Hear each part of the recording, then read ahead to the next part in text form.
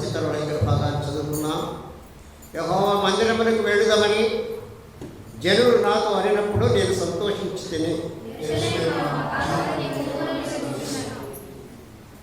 యెరూషలేమా బాగుగా కట్టబడిన పట్టణము వలె నీవు కట్టబడి ఉన్నావు.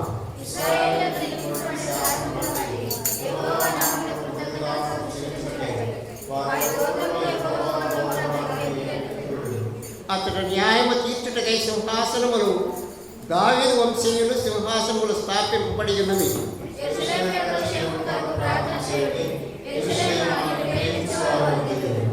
నీ ప్రాకారములలో నెమ్మది కలుగునుగాక, నీ నగరులలో క్షేమముండునుగాక.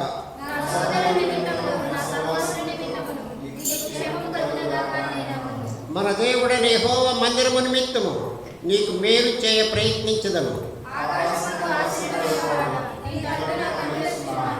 దాసుల కన్నులు తమ యజమానుని చేతి తట్టును, దాసి కన్నులు తన యజమానురాలి చేతి తట్టును చూచినట్లు మన దేవుడని యెహోవా మనలను కరుణించుటకు మన కన్నుల ఆయన తట్టు చూస్తున్నవి.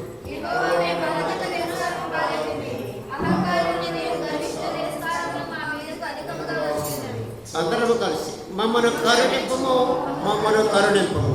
దేవుడు తన పరిశుద్ధ వాక్యమును తన వెలుగులో దీవించనుగా. ఆమేన్. ప్రార్థన చేద్దాం. దేవుడిచ్చిన గొప్ప సమయం కొరకు దేవునికి వందనములు కృతజ్ఞతాస్తుతులు చెల్లిస్తూ ప్రార్థన చేద్దాం.